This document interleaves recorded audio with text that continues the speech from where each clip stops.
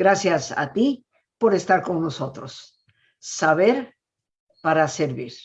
Hoy, queridos amigos, algo de lo que todos debemos estar cada vez más informados. Hemos titulado a nuestro programa, aquí en Descubre tu Mente, Detener el Alzheimer. ¿Será posible? ¿Se puede empezar a vislumbrar una alternativa? Y bueno, pues tenemos a un verdadero experto en el tema. Quiero manifestar mi gratitud por su generosidad al obsequiarnos estos tiempos al doctor José Luna. El doctor José Luna Muñoz es licenciado originalmente en biología, doctor en ciencias biológicas y de la salud. Tiene un postdoctorado en ciencias biológicas y fisiología. Investigador de las neuropatologías de las demencias, con una serie de trabajos completamente publicados. Fundador y director del Biobanco Nacional de Demencias. Cofundador del desarrollo del Banco Nacional de Cerebros. Un hombre que es más que reconocido en nuestro país y en muchos otros países por su larga trayectoria como investigador sobre un tema que, como dije al principio, creo que nos atañe a todos. Ojalá nunca toque la puerta el alemán, como a veces se le dice, pero en todo caso preparados para atender a familiares, amigos y para comprender sobre todo mejor la situación del problema. La información es importante, pero detener el Alzheimer, ¿se podrá? Le doy la bienvenida al doctor José Luna Muñoz. Muchísimas gracias por este espacio que nos haces el enorme favor de regalarnos para poder saber más de un tema que, repito, me parece importante absolutamente para todos. Muchas gracias, Rosita. Para mí es un gusto y un placer estar contigo, con tu audiencia y tu programa, que realmente para nosotros es un placer siempre escucharte en todos tus programas que tienes, ¿no?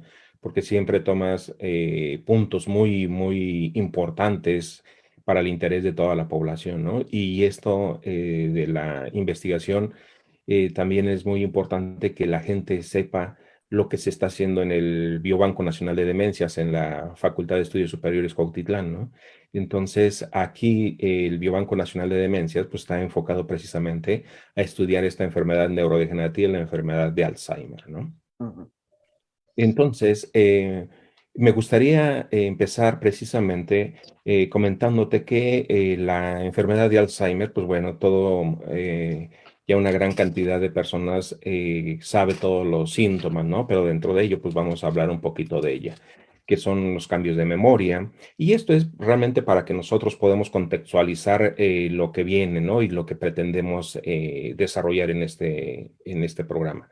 Dentro de ellos, como te comentaba, de hecho, mejor te voy a compartir una pantalla para que la vayamos viendo, ¿te parece? Claro que sí. Entonces, fíjate, nosotros estamos precisamente estudiando esta enfermedad neurodegenerativa porque lo que pretendemos nosotros es precisamente tratar de impactar precisamente en el detener o tratar de disminuir el proceso de evolución, ¿no? Entonces, aquí lo que en el contextualización que nosotros queremos hacer es que los síntomas de la enfermedad son los cambios de memoria, realmente la desorientación espacio-tiempo. Dentro de ello también empiezan a colocar objetos fuera de lugar. Se les está olvidando desarrollar actividades cotidianas de corto plazo, ¿no? Por otro lado, también tienen alteraciones del juicio y la conducta. Esto para nosotros es muy importante empezarlo a enfocarnos precisamente porque obviamente se ven alteraciones tanto de la memoria y como el juicio y la conducta que están asociados precisamente al hipocampo y la corteza temporal y frontal, ¿no? Entonces, de aquí nosotros podemos ver realmente unas alteraciones muy importantes en el cerebro mismo. Este del lado derecho es un corte coronal de un cerebro de una persona que falleció con Alzheimer y el otro extremo es el lado izquierdo, pues vemos a un cerebro de una persona que falleció sin alteraciones neurodegenerativas. ¿Sí? De aquí, obviamente, lo más importante que vemos es el tamaño. Hay una gran reducción. El hipocampo, que es esta parte que estamos viendo, ¿sí? También vean, hay una atrofia generalizada. Los surcos entre cada uno de estos pliegues también son más profundos comparándolos con el control, ¿no? La sustancia blanca también hay una gran reducción de ella y obviamente la sustancia gris, que es toda la parte más oscurita que nosotros estamos viendo, esto también hay una gran reducción en esto. Y esto se debe precisamente por la muerte neuronal.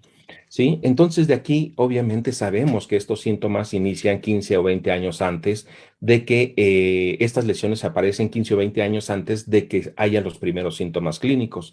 Por eso es tan importante que nosotros veamos que nosotros que ya estamos viendo los primeros síntomas, en ese momento tratar de detener la enfermedad, ¿no?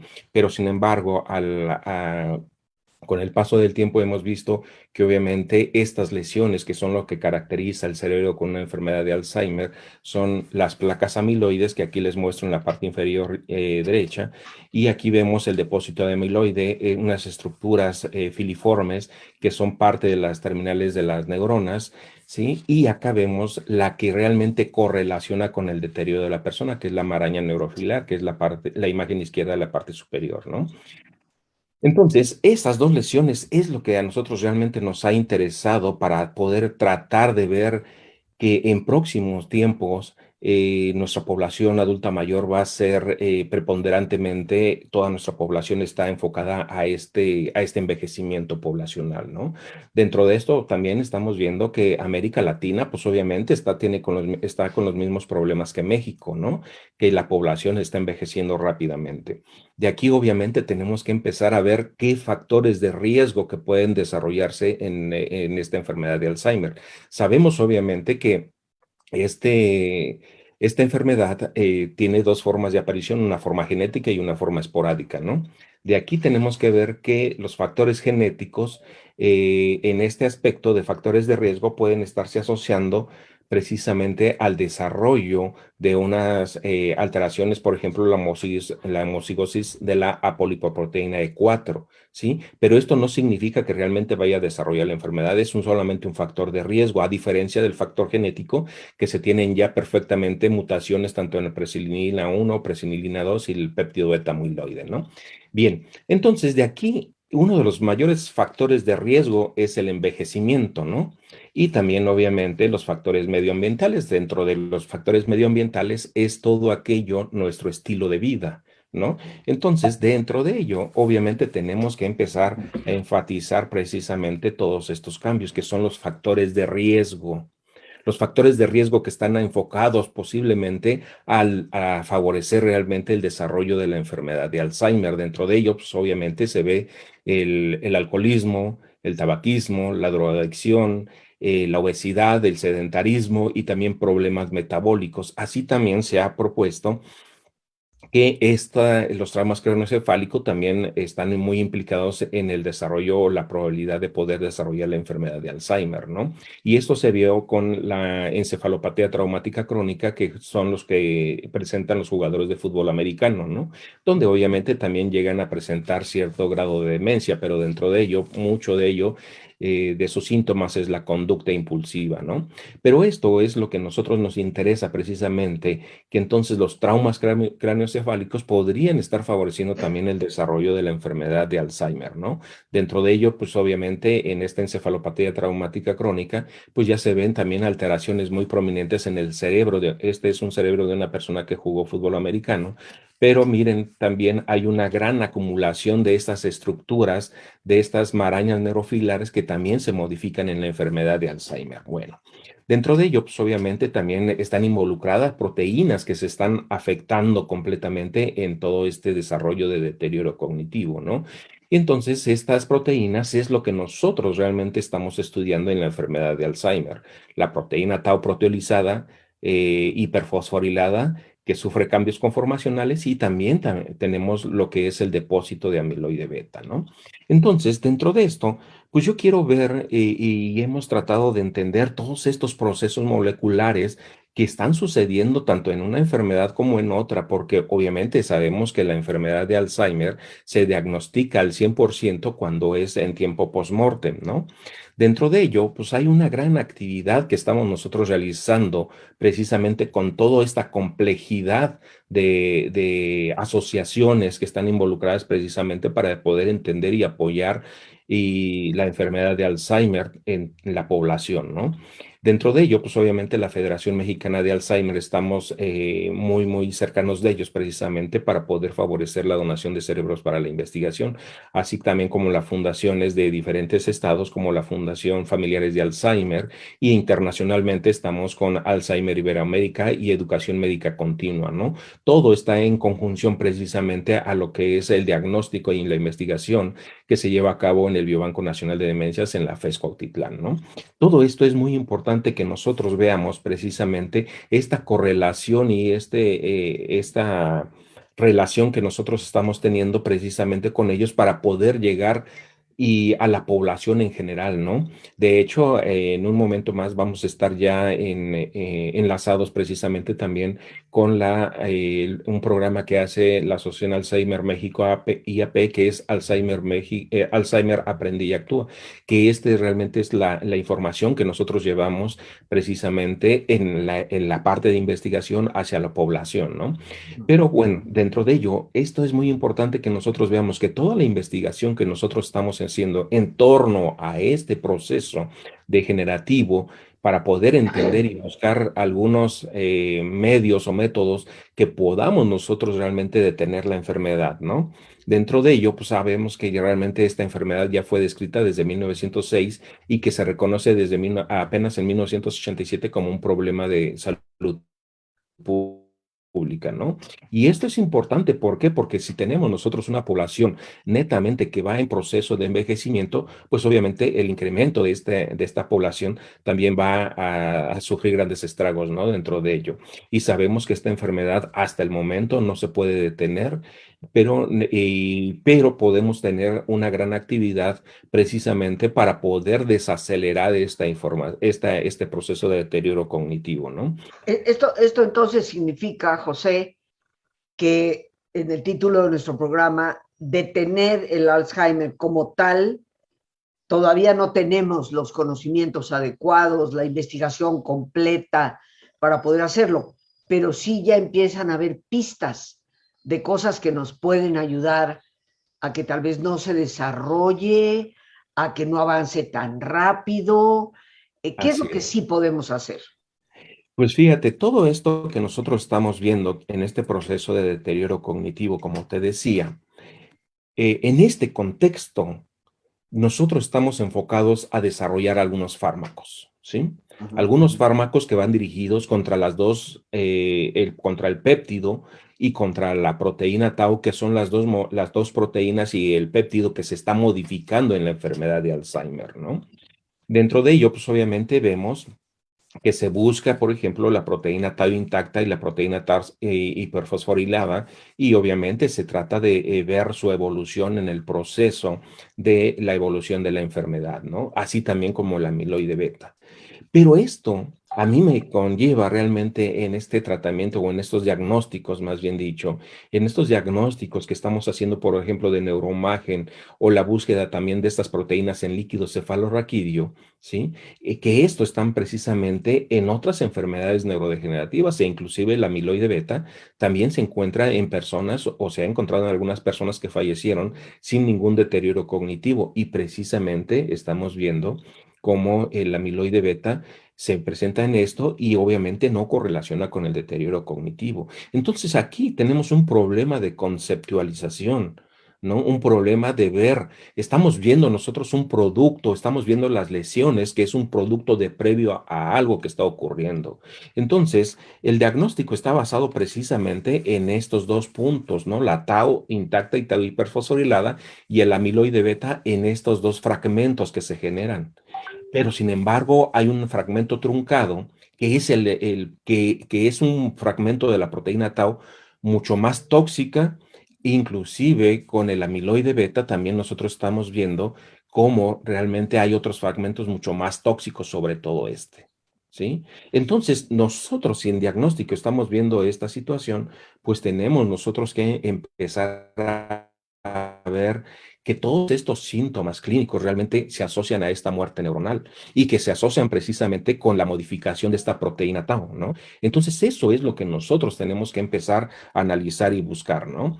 Dentro de ello, pues obviamente sabemos que hay áreas específicas que se van a empezar a agregar y modificar, que alteran la comunicación, ¿no? Esta es una imagen del hipocampo, donde ustedes pueden ver realmente la alteración de la comunicación, donde se realmente de la neocorteza pasa al hipocampo propiamente en estas áreas que es el subiculum CA1 y CA4, ¿sí? Del CA1 al CA4, se modifican, pero todo es porque se está modificando, se están muriendo neuronas de esta área que se llama la corteza entorrinal, ¿no? Entonces, aquí lo que más me preocupa precisamente es que los síntomas clínicos no los podemos detectar tempranamente, sino ya cuando hay una gran invasión en lo que es el hipocampo y la neocorteza, ¿no? Obviamente, lo que nosotros pretendemos es que la muerte, que con fármacos o actividades que podamos desarrollar en nuestra vida cotidiana, no lleguemos a la muerte neuronal aceleradamente y que esta función neuronal, cuando ya se está comprometida, pues obviamente detengamos nosotros ahí en ese proceso, ¿no? Y eso es lo que nosotros realmente estamos tratando de entender. Se han desarrollado fármacos, que esta es una parte muy importante en lo que te comentaba, ¿no? Que realmente aquí lo que nosotros estamos viendo es, por ejemplo, un producto que ya la FDA de Estados Unidos permitió ya usar este fármaco para el tratamiento del Alzheimer, ¿no? Pero sin embargo, aquí es muy complicado. ¿Por qué?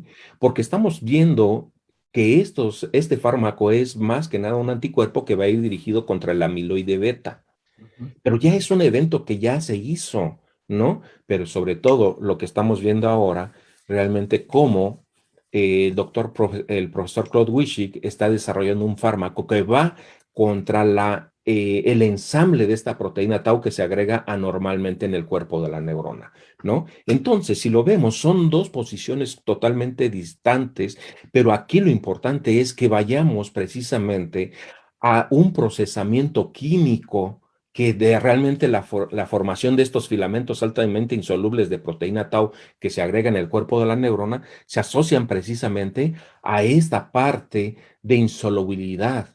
Entonces, químicamente nosotros tenemos que hacer que estas proteínas ya no se estén agregando exponencialmente, ¿no? Sino que ya detengamos esto. En cambio, el otro fármaco, estamos hablando ya de un proceso totalmente posterior a lo que ya está formado la lesión, ¿no? Entonces son cosas muy, muy complicadas, ¿no? Que tenemos que empezar a entender precisamente.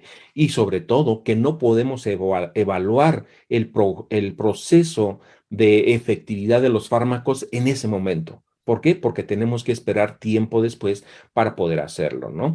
En este se hacen análisis obviamente psicométricos y pruebas psicológicas en donde se puede ver que ya no hay evolución de la enfermedad. Y próximamente, pues a esto estamos asociados precisamente a estos factores de riesgo que les dije. ¿Cómo podemos reducir precisamente? Primeramente, tenemos que reducir el factor o el riesgo de nosotros desarrollar la enfermedad de Alzheimer en la forma esporádica. Entonces, tenemos que disminuir los factores de riesgo, ¿no? Que es obviamente reducir el consumo de alcohol, el tabaquismo, la drogadicción, obesidad, reducir el consumo de azúcares, de grasas, hacer daño, ¿no? Y sobre todo también el sedentarismo, tenemos que evitar cuando tenemos problemas metabólicos asociados precisamente a lo que es la evitar o tratar de reducir los traumas craneoencefálicos, ¿no? También. Pero de aquí, esto estamos nosotros hablando entonces, que es un factor de reducción de riesgo para que desarrollemos la enfermedad. Pero viene la otra parte muy interesante, muy importante, que es cuando ya tenemos la enfermedad, ¿qué podemos hacer ahí? ¿No? Y que es otra de las partes muy importantes. ¿Qué te parece, José? si esto de qué podemos hacer cuando ya la enfermedad está presente, lo tratamos después de nuestro ejercicio de relajación. Muy bien, Rosita, me parece Bien, muy bien. pues amigos, ¿qué les parece si nos ponemos cómodos y nos damos este tiempo? Entre los factores de riesgo que el doctor José Luna Muñoz nos ha mencionado, este gran experto en el Alzheimer, está el estrés. Y yo les recuerdo a todos y cada uno de ustedes que el único antídoto natural en contra del estrés es precisamente la relajación. Bueno, pues agradezco al doctor que me haya dado este momentito para poder recordarte de esta invitación. Regresamos con nuestro invitado, el doctor José Luna Muñoz, hablándonos de detener el Alzheimer, y nos ha dado una explicación de los procesos que ya se conocen respecto a qué es el Alzheimer, pero también nos ha hablado de que aunque no tenemos manera de detenerlo, sí empezamos a considerar tal vez algunos medicamentos, la farmacopedia que siempre avanza. A algunos no les gusta, ¿verdad, José? Pero Así es. no podemos negar que la farmacología nos está dando muchas veces soluciones inesperadas, y por otra parte la prevención de ciertos factores que se sabe pueden estarnos perjudicando.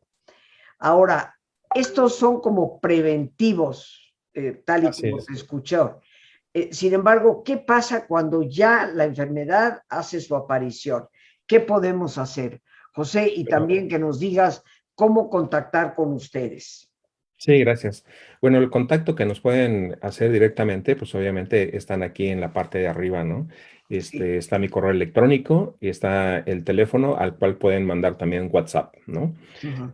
Bueno, de aquí, permíteme compartir nuevamente la pantalla. Y de aquí, esto también es muy importante, como tú bien lo mencionabas, ¿no? Estamos hablando de dos niveles de atención. Uno de preventivo, ¿no? Uh-huh. Que es precisamente esto, lo que continuaba, ¿no? Que esto nosotros cuando no tenemos el Alzheimer podemos prevenir el desarrollo de la forma esporádica. Acuérdense que estamos hablando de la forma esporádica. La Uh-huh. forma genética, pues obviamente ya cuando nosotros tenemos estas mutaciones, pues obviamente ya definitivamente se va a desarrollar la enfermedad de Alzheimer, ¿no? Estamos hablando de la forma esporádica, que es la mayor cantidad de población que está sufriendo la forma esporádica, ¿no? Del Alzheimer esporádico, que se desarrolla después de los 65 años de edad, que ya vimos que obviamente están asociados con los factores de riesgo, ¿no? Y entonces estamos hablando ahí precisamente de esta prevención. Sin embargo, cuando ya está establecida la enfermedad de Alzheimer, aquí perdone que es mayúscula, ¿no? Pero cuando ya está establecida la enfermedad, pues obviamente tenemos lo que nosotros buscamos es disminuir el proceso de evolución. Eso es muy importante, ¿no? Porque realmente no podemos eliminar las proteínas que se están agregando anormalmente, ¿no? Y esto obviamente, por consecuencia, no generan realmente, no podemos evitar la muerte neuronal, ¿no? Pero lo que sí podemos hacer es precisamente que este deterioro cognitivo que se vuelve muy, muy prominente, ¿no? Que este proceso de deterioro cognitivo realmente sea paulatino, ¿no? Y que va a ir decayendo poco a poco. Sin embargo, lo que sí conviene, sí, lo que sí es evidente es que nosotros veamos que este proceso de deterioro debemos diferenciarlo ya en un envejecimiento normal y un envejecimiento patológico, ¿no? Y que ya de una vez por todas dejemos de hablar que dentro del envejecimiento normal hay un proceso de demencia senil. Nuevamente vuelvo a recapitular, no hay demencia senil, ¿sí? Lo que es que ya tenemos que definir perfectamente qué patología es la que se está desarrollando. Uh-huh. Y para esto, cuando ya tenemos establecida la patología, cuando ya se tiene bien diagnosticado por un especialista, entonces la atención va a ser multidisciplinaria, No es que solamente un médico especializado es el único que va a llevar todo el proceso de atención y cuidado al paciente, sino realmente es multidisciplinario, que puede ser un neurólogo, un neuropsiquiatra, un psicólogo. El psicólogo es para ayudar inclusive a entender a la familia todo el proceso de deterioro, ¿no? Y por otro lado también el geriatra, ¿no? Que es el especialista de realmente al adulto mayor. Entonces, dentro de todo esto, tenemos que ver entonces que este proceso de deterioro cognitivo, definirlo y si es Alzheimer, pues obviamente hay esto que tenemos que hacer nosotros, ¿no? Es la buena alimentación, ¿sí? Que es lo que ya decía Rosita, ¿no? La alimentación es muy importante. Lo que nosotros estamos metiendo, ingiriendo a nuestro cuerpo, pues obviamente va a generar muchos estragos, ¿no? Por un lado, lo que se ha recomendado y se ha asociado precisamente para el Alzheimer es obviamente frutas y verduras, ¿no? Esto obviamente lo que nos está generando dentro de las frutas y verduras, así como el pescado, bueno, dentro de ellos podemos hablar que son antioxidantes. Eso es una parte muy importante.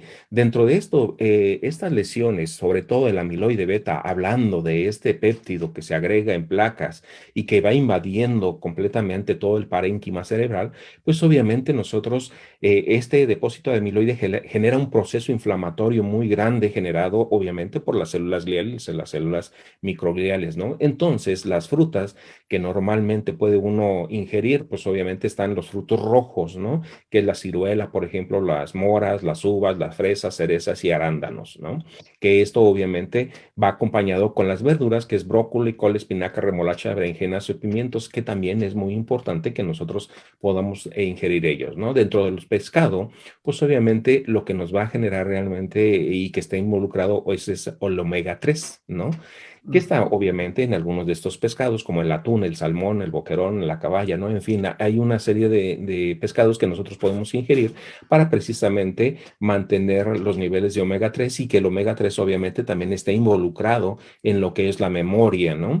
La memoria es muy importante que nosotros tengamos esto, ¿no? La carne roja también tenemos que ver, porque luego hay veces que dicen que la carne roja es mala para la ingesta, ¿no? Pero todo también depende de la cantidad, ¿no? Dentro de ello, pues obviamente la ternera tiene la vitamina B12, ¿no? Y esta vitamina B12 favorece el estado de ánimo, ¿no? Y también mantiene sanas las neuronas y también los glóbulos sanguíneos. Recuerden que nuestro cerebro debe estar perfectamente oxigenado, ¿no? Entonces, obviamente, la carne roja también tenemos que consumirla, pero siempre eh, eh, con los excesos, ¿no? Y esto es lo que tenemos que tomar en cuenta. No son los excesos lo que tenemos que ingerir, sino realmente un acompañamiento generalizado de todos ellos, ¿no? Ahora, los frutos secos, también esto es muy importante para nosotros porque este nos va a generar y fomentar el mantenimiento de la cognición y la plasticidad cerebral. Y vamos a hablar precisamente después de esta plasticidad cerebral, ¿no? Y que en ellos, obviamente, estos frutos rojos secos, perdón, están involucrados la presencia de la vitamina E y obviamente de aceites protectores que hemos estado hablando, ¿no? El aceite de oliva que también nos va a favorecer el Eh, desarrollo José, de, sí, perdón, ahí en los frutos secos te refieres a cosas como almendras, nueces, así es. ese tipo de Ujú. cosas, ¿no? Sí, claro, Ujú. sí. Entonces, dentro de ello, pues obviamente, también el aceite de oliva nos va a eliminar el colesterol malo, ¿no? Pero nos va a favorecer que mantengamos los niveles, perdón, aquí hay un error, sí, pero también nos va a mantener los niveles de colesterol bueno, ¿no? Ujú. Dentro de las especies que nosotros condimentamos realmente en la comida, es muy importante que nosotros también podamos ingerir también la cúrcuma, ¿no? Y esta que es el curry, bueno, ¿no? Que esta es la base del alimento de mucha de la comida hindú, ¿no? Entonces la cúrcuma es muy importante que tenga precisamente la ingesta porque esto va dirigido contra precisamente los depósitos de amiloide beta. Aún no se sabe qué tanto puede ser el beneficio, pero se ha observado que inclusive puede tener muy buenos efectos, ¿no? El café, obviamente, también como lo que estábamos viendo, como las frutas, el café, los cítricos y el té verde también son antioxidantes y nos va a estimular la actividad neuronal y prevendrá la muerte de las células, ¿no? y también va a favorecer a disminuir la pérdida de memoria. El chocolate también es muy bueno para precisamente las actividades cognitivas y obviamente va a mantener un buen flujo de la sangre hacia el cerebro, ¿no? Y obviamente los cítricos, como que ya lo vimos, ¿no? Que tiene la vitamina C, dentro de ellos la papaya, la fresa y el kiwi, pues obviamente también van a ayudar precisamente a que se estén acumulando sustancias nocivas para nuestro cerebro. De esta manera, si nosotros lo vemos, la alimentación es muy importante y que obviamente tenemos que tomar todo esto en consideración para poder tener una salud de nuestro cerebro y obviamente también va a generar una salud en nuestro organismo en general, ¿no? Pero dentro de esto he mencionado algunos antioxidantes, los omegas, en fin, estas cosas que nosotros normalmente luego podemos ir a la polifarmacia y empezar a tomar y consumir todos estos suplementos alimenticios, pero no es así. Hay que tomarlos todo con su debido cuidado y sobre todo tener una compaginación acompañada de todo esto, ¿no? Pero no es que nosotros vayamos a la polifarmacia y vayamos con la cantidad de antioxidantes o de omegas, ¿no? Que nos estemos tomando constantemente, porque eso también es dañino. Un exceso también es dañino. Entonces, mejor es tomarlos de los alimentos, ¿no? Bueno, esta parte es muy importante, pues obviamente para acompañarlo, les digo, para el cerebro que tenga una buena actividad, pero obviamente también tiene que ir acompañado de otras actividades, que es para que nosotros favorezcamos la formación de nuevas neuronas, ¿sí? Hay dos áreas muy importantes a lo que se llama neurogénesis en el cerebro, ¿no? Que es el área molecular del hipocampo y también el área subventricular, ¿no? Aquí hay la formación de nuevas neuronas y ya se ha podido demostrar que hasta los 94 años, que fue un estudio que se hizo en España, hasta los 94 años de edad todavía hay formación de nuevas neuronas, ¿no? Pero ¿cómo hacemos que la neurogénesis realmente cómo podemos estimular que esta neurogénesis se dé? No nada más por los alimentos, ¿no? Sino también tenemos que acompañarla precisamente con esto, el ejercicio aeróbico. Y uno de los factores de riesgo también para desarrollar la enfermedad de Alzheimer es el estrés, la depresión. Y por eso también, como les comentaba Rosita, la meditación es ampliamente recomendable. El ejercicio aeróbico es muy importante, pero es el ejercicio de relajación. No significa que nosotros estemos en casa haciendo una cantidad de qué hacer y esto nos va a favorecer, ¿no? Hay que mantener el ejercicio físico aeróbico, pero asociado a una relajación, ¿no? Y esto nos va a favorecer la formación de neuronas, ¿no? De nuevas neuronas. Pero ya que una vez que tenemos nosotros la formación de nuevas neuronas, tenemos que seguir con otro proceso.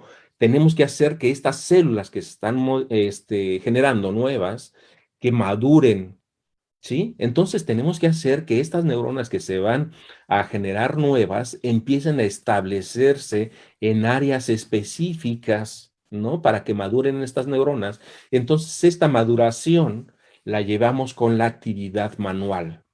Aprender a hacer un instrumento musical, a tejer, a llevar, por ejemplo, a hacer pintura, escultura, en fin, aquello que sea la actividad de manos. La lectoescritura también es muy importante, pero sobre todo, uno de los estudios que se ha visto recientemente es que los malabares generan en un mes y medio importantes cambios en el nivel de la sustancia blanca, aumenta en un 5%. Y recuerden que en Alzheimer se reduce esta sustancia blanca. Entonces, si nosotros hacemos malabares, y esto solamente con 3 pelotitas, obviamente hay que ir incrementándole, ¿no? Pero esto nos ayuda inclusive a la capacidad cognitiva y a una comunicación de los dos hemisferios mucho más eficientes, ¿no? Involucrado obviamente con la lectoescritura también, ¿no? Entonces, esto es muy importante que nosotros, que una vez que ya tenemos establecido la enfermedad de Alzheimer, lo estemos llevando a estas actividades, pero dentro de ello también tenemos ya hablamos de formación de nuevas neuronas, ya hablamos de plasticidad digo, de maduración. Ahora, ¿qué es lo que nos hace falta? Es la plasticidad, ¿no? Y el ejercicio con los malabares nos va a poder ayudar a generar también esta plasticidad. Tiene dos efectos, ¿no? Y obviamente también ejercicios de coordinación, todas las actividades que nos lleven a la concentración precisamente y en análisis de situaciones, esto nos va a ayudar precisamente a generar esta plasticidad. El ejercicio matemático, el ajedrez, que realmente es de estrategia, los crucigramas, los memoramas y sobre todo la actividad de lectoescritura, ¿no? Como les decía, y también el desarrollo de la pintura, también esto nos va a favorecer esta plasticidad neuronal. Ahora bien, dentro de esta lectoescritura, también hay que hacer una buena actividad, tanto si nosotros somos diestros, pues hay que hacerlo también con la mano contraria, ¿no? Y si hacemos todo con la mano izquierda, pues hay que hacerlo con la derecha, para que esto también llegue a tener que seamos nosotros ambidiestros y esto también va a generar esta plasticidad neuronal, ¿no? Y entonces, si lo ven, ya tenemos varios contextos o varias formas de lo que nosotros podemos hacer precisamente cuando ya está cimentada la enfermedad. Y esto va a hacer que ese deterioro cognitivo que va a ser paulatino sea más prolongada proceso de deterioro. ¿Por qué? Porque estamos generando nuevas neuronas, porque las estamos madurando, porque estamos haciendo esta plasticidad combinado obviamente con el ejercicio y obviamente también combinado con una buena alimentación, ¿no? Todo esto tenemos que nosotros tenerlo en conjunción para que podamos reducir precisamente este proceso degenerativo que les comentaba, ¿no? Aquí está nuevamente la gráfica. Tenemos que ver, aquí lo estoy mostrando realmente este deterioro en rojo, en la línea roja, cómo podría ser más independiente la persona que está desarrollando en la enfermedad de Alzheimer por más tiempo, pero sin embargo va a llegar, lo que sí es cierto que va a llegar un momento en el que este deterioro va a ser mucho más rápido, pero lo que sí vamos a ganar es que sea la persona más tiempo independiente y con sus facultades para que pueda hacer obviamente su interrelación con ya sea su familia y con la sociedad, ¿no? Que siendo así que la enfermedad de Alzheimer, cuando no se tiene esta atención, obviamente va a decaer drásticamente, ¿no? Y obviamente va a requerir de una persona que le esté asistiendo al 100%. Mientras de esta actividad, pues obviamente podemos reducir todo este proceso, ¿no? Y obviamente esto también lo podemos hacer con personas que ya hayan desarrollado la enfermedad de Alzheimer, pero en etapas más avanzadas, precisamente porque la socialización es muy importante para las personas. Las personas con Alzheimer que no les favorece la socialización van a generar un deterioro mucho más rápido, ¿no? Entonces, todo esto, la muerte neuronal, es lo que nosotros tratamos de enfocarnos precisamente para reducir este deterioro, ¿no? Y que no lleguemos a estos cambios moleculares, que no los vamos a poder evitar, pero vamos a poder retrasar todo este proceso que nosotros estamos viendo en nuestras neuronas y que esto realmente no llegue a lo que es la muerte neuronal, ¿no? Generándole obviamente una mejor calidad al paciente, una mejor calidad al paciente y obviamente también una sanidad mental a los familiares, ¿no?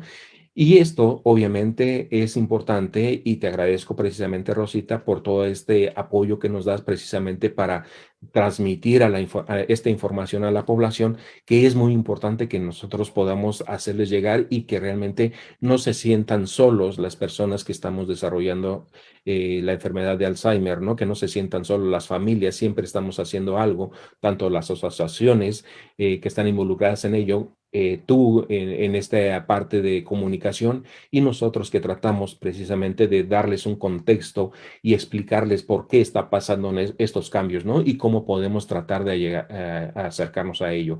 Estos trabajos, pues, obviamente, es también el apoyo de todos estos jóvenes que van al Biobanco Nacional de Demencia a hacer sus estudios de investigación, que esto realmente es una parte muy importante para nosotros también. Generar nuevas ideas, nuevos estudiantes interesados en toda esta atención, ¿no? Y que se tiene que hacer precisamente para los pacientes. Tenemos que obviamente acercarnos también a los especialistas clínicos para que obviamente favorezcan este diagnóstico especializado, ¿no? Y tenemos que ir siempre trabajando con la demencia, pero no una lucha incansable en mal sentido, sino simplemente vamos a luchar contra la demencia, apoyando precisamente y reduciendo todos estos estragos que pueden estar desarrollándose en los pacientes, ¿no? Favorezcamos la donación de cerebros también para la investigación, y la investigación es donde vamos a encontrar realmente respuestas a muchos de nuestras incógnitas precisamente de esta enfermedad de Alzheimer, ¿no? Y el biobanco es una muy buena oportunidad que nosotros tenemos para precisamente favorecer el estudio de estas enfermedades neurodegenerativas, todo un sistema y complejidad que ya está presente. Y bueno, pues muchísimas gracias, Rosita. Te agradezco mucho. Me encanta cómo terminas la presentación, José. Me encanta. Quiero decirte que la tonadita de tan, tan, tan, tan, tan, tan, es la que suena en mi teléfono. La gente se ríe cuando de repente mi teléfono brinca con esa melodía. Pero bueno, te agradezco infinitamente. Sí, ahí están los teléfonos del Biobanco Nacional de Demencias. Te lo agradezco. Ahí están los correos, el Facebook a través del cual pueden, y si quieren tomar una foto del código QR, pues ahí podemos entrar en contacto. Mi querido José, si quieres, cerramos la presentación para que te veamos a ti preferentemente en la pantalla. Quiero darte las gracias por esta estupenda participación en nuestro programa, siempre tan generoso con tu tiempo para estarnos acompañando. Y te abrazo de verdad con todo cariño en esta semana en que se está celebrando la Semana del Alzheimer aquí en México. No sé si es algo a nivel internacional también, pero creo que nos has dado una información valiosísima. Y bueno, ya sabemos cómo entrar en contacto. Ahí está el teléfono del Biobanco Nacional de Demencias. Y por hoy pues nos vamos a tener que despedir. Muchísimas gracias al doctor José Luna Muñoz. Gracias, Rosita. Muy amable y siempre, siempre con mucho cariño estando contigo y tus seguidores, ¿no? Siempre es un gusto estar con ustedes. Gracias. Gracias a ti. Y amigos, pues las gracias a Dios por este espacio que nos permite compartir. Las gracias a nuestro invitado, a nuestra productora Lorena Sánchez y a ti, el más importante de todos, una vez más, gracias. Muchísimas gracias por tu paciencia al escucharme y por ayudarme siempre a crecer contigo. Que Dios te bendiga.